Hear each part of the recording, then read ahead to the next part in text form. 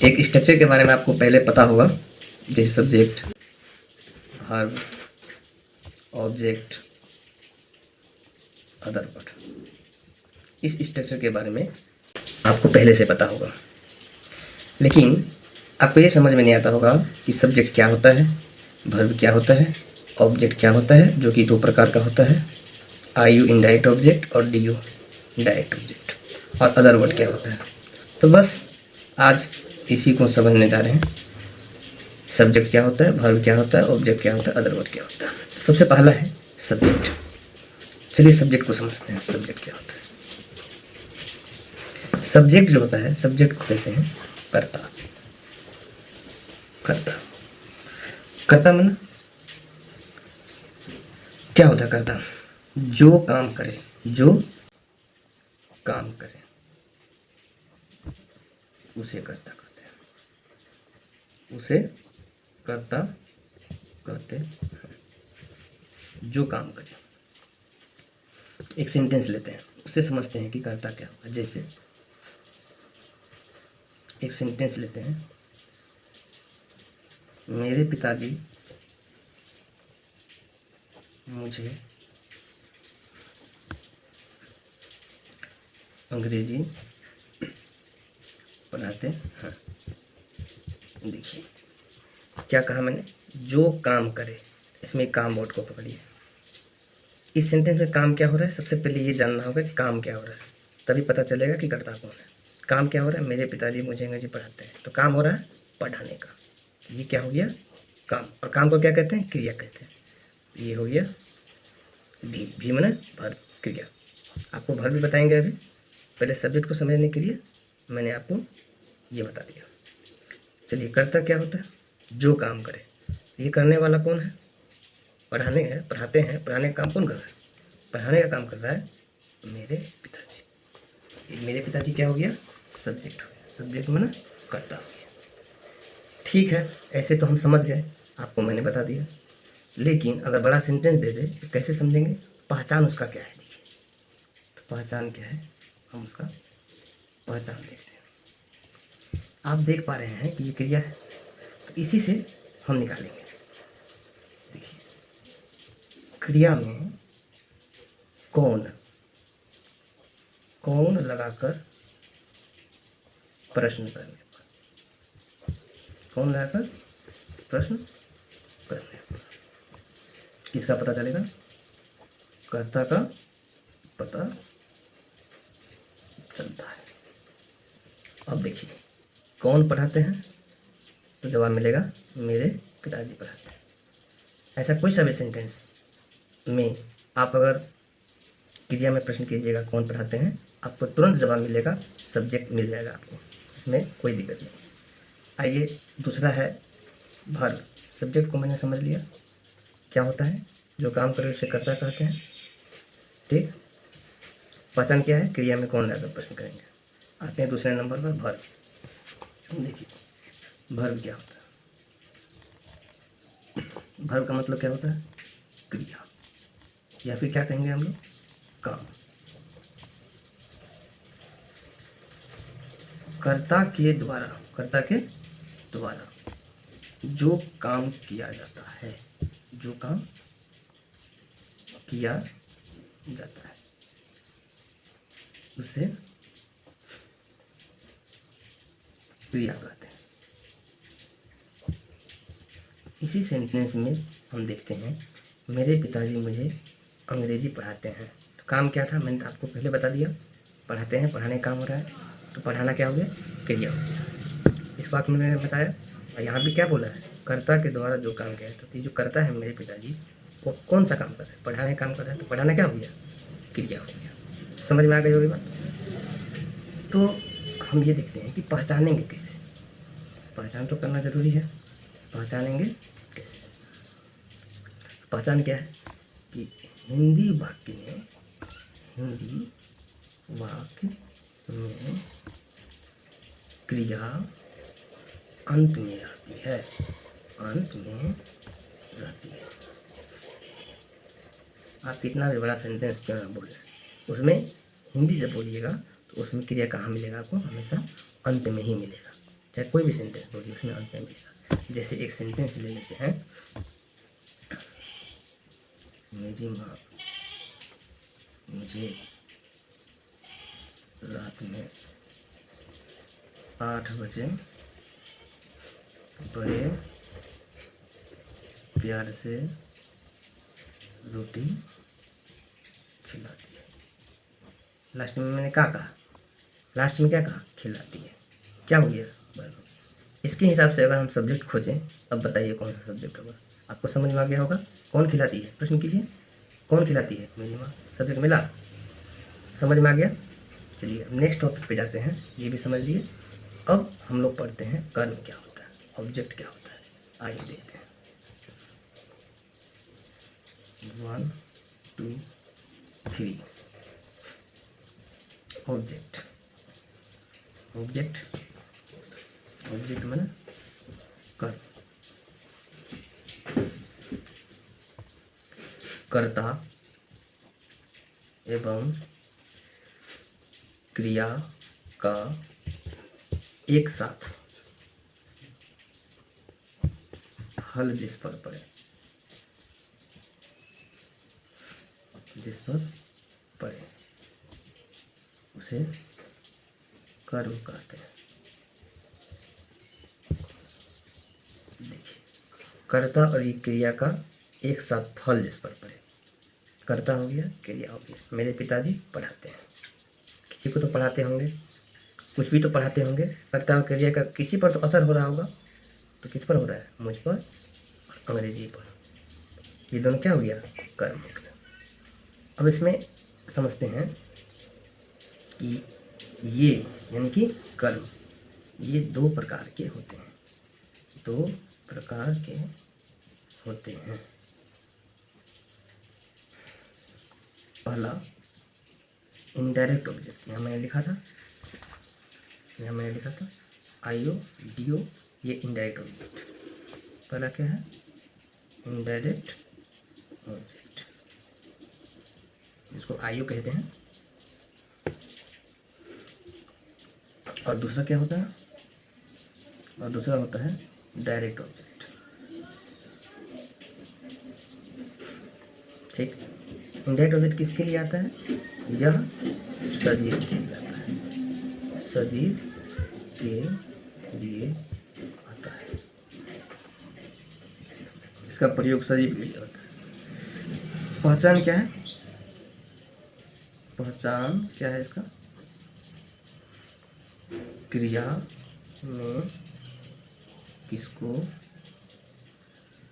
लगाकर प्रश्न करने पर। अब देखिए सेंटेंस में देखिए, मेरे पिताजी मुझे अंग्रेजी पढ़ाते हैं। किसको पढ़ाते हैं? क्या जवाब मिला? मुझे पढ़ाते हैं। तो मुझे क्या हो गया? आईओ, इनडायरेक्ट ऑब्जेक्ट हो गया। समझ में आया? चलिए डायरेक्ट ऑब्जेक्ट, यह निर्जीव के लिए आता है। किसके लिए आता है? निर्जीव के लिए आता है। पहचान क्या है इसका? पहचान क्या है इसका? क्रिया में ये क्रिया पर है, हर एक चीज क्रिया में ही करते हैं। बस क्रिया को पकड़ लेंगे, सब मिल जाएगा। क्या है इसमें? क्रिया में क्या लगाकर, कौन से लगाकर? क्या लगाकर, क्या लगाकर प्रश्न करने पर किसका पता चलता है? डीओ का पता चलता है। डीओ का पता चलता है। डीओ माने डायरेक्ट ऑब्जेक्ट। चलिए एक बार रिवीजन कर लेते हैं। क्या है? ऑब्जेक्ट कितने प्रकार का होता है? 2 प्रकार का, आईओ और डीओ। आईओ माने इनडायरेक्ट ऑब्जेक्ट, यह सजीव के लिए आता है। क्रिया में किसको लगाकर प्रश्न करने पर इसका पता चलता है। तो देखिए, किसको पढ़ाते हैं? मुझे। इस वाक्य में क्या था? किसको खिलाती है? तो मुझे। क्या हो गया? आईओ हो गया। ठीक, चलिए। और दूसरा क्या है? डीओ है। Direct object. यह निर्जीव क्रिया आता है। पहचान क्या है? क्रिया में क्या लाएगा प्रश्न का? क्या खिलाती है? क्या खिलाती है? रोटी। ये क्या हो गया? डीओ। अच्छा, इस वाक्य में क्या पढ़ाते हैं? अंग्रेजी। ये क्या हो गया? डीओ हो गया। मैं उम्मीद करता हूँ कि आप लोगों को समझ में आ गया होगा। तो आगे है other word. Other word, other word मतलब क्या होता है? अन्य शब्द। अन्य शब्द, अदर मतलब अन्य, वर्ड वाला शब्द। बहुत आसान है। कर्ता, क्रिया एवं कर्म के अलावा सारे शब्द क्या हो जाएंगे? सारे शब्द अदर वर्ड कहलाते हैं। अदर वर्ड कहलाते हैं। अब देखिए, इसमें अदर वर्ड है? नहीं है। क्यों नहीं है? करता है, करता है, क्रिया है, कर्म है, अदर वर्ड नहीं है। नहीं भी हो सकता है, लेकिन कर्ता और क्रिया के बिना वाक्य नहीं बनेगा। इस बात में देखिए, मेरी माँ मुझे रात में 8 बजे बड़े प्यार से रोटी खिलाती है। करता है, क्रिया है, कर्म है, 2 गो। अब देखिए, रात में 8 बजे बड़े प्यार से, इतना दूर क्या हुआ? इतना दूर हुआ अदर वर्ड। समझ में आ गया? चलिए, अब इसके बाद चलते हैं। इसके बाद है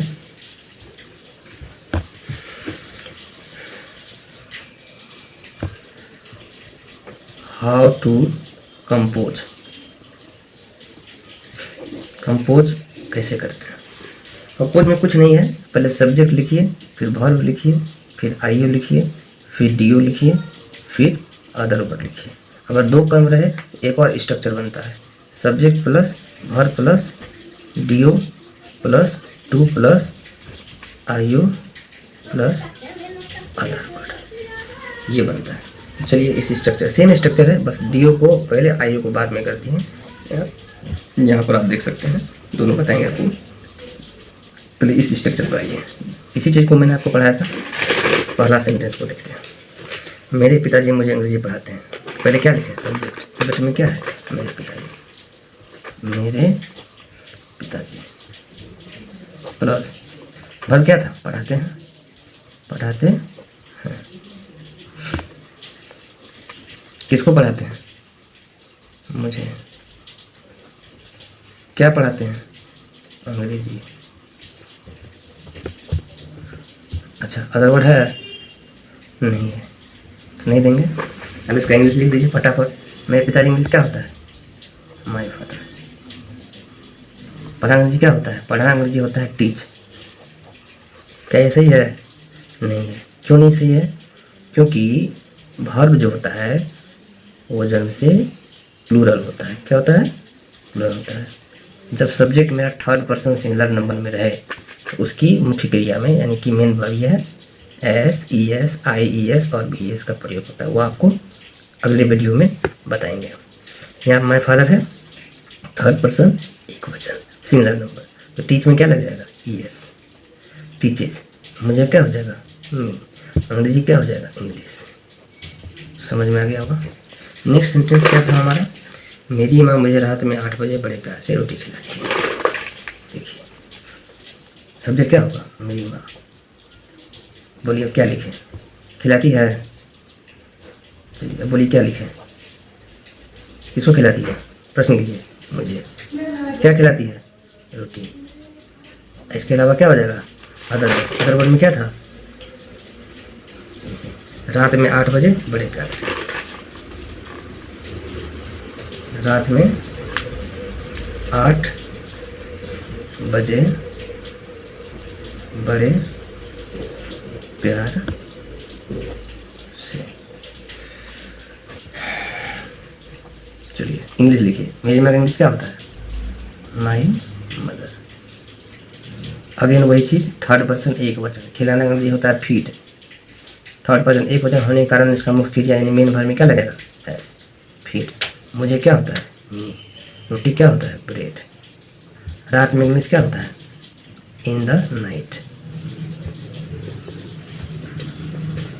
8 बजे क्या होता है, कोई भी समय रहे, 8 बजे, 9 बजे, 10 बजे, उसमें ऐट का प्रयोग होता है। तो ऐट लिख देंगे ऐसे, 8 है ना, 8, 8 लिख देंगे, ओ दे देंगे, ई साइन दे देंगे, लॉक लिख देंगे, हो गया। बड़े प्यार से ना, वेरी अफेक्शनेटली, AFFECTIONATELY। लीजिए हमारा इंग्लिश बन गया। चलिए एक दो और सेंटेंस ले लेते हैं, उसके बाद फिर हम लोग अगले क्लास में इसके आगे का सीखेंगे। जैसे एक सेंटेंस लीजिए, मैं आपको रोज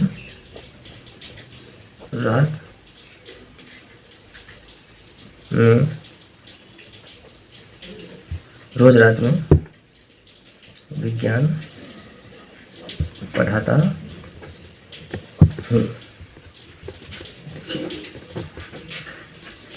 वर्ब खोजिए, पढ़ाता हूँ क्या हो गया, किसको पढ़ाता, कौन पढ़ाता हूँ, सब्जेक्ट खोजना है ना। मैं किसको पढ़ाता हूँ, आपको। आई हो गया, क्या पढ़ाता हूँ, विज्ञान, डी हो गया। अब देखिए सब्जेक्ट, वर्ब, आई ओ, डी ओ, क्या बच गया, तो क्या हो गया, अदर वर्ड। मैं प्लस पढ़ाता हूँ प्लस आपको प्लस विज्ञान प्लस रोज रात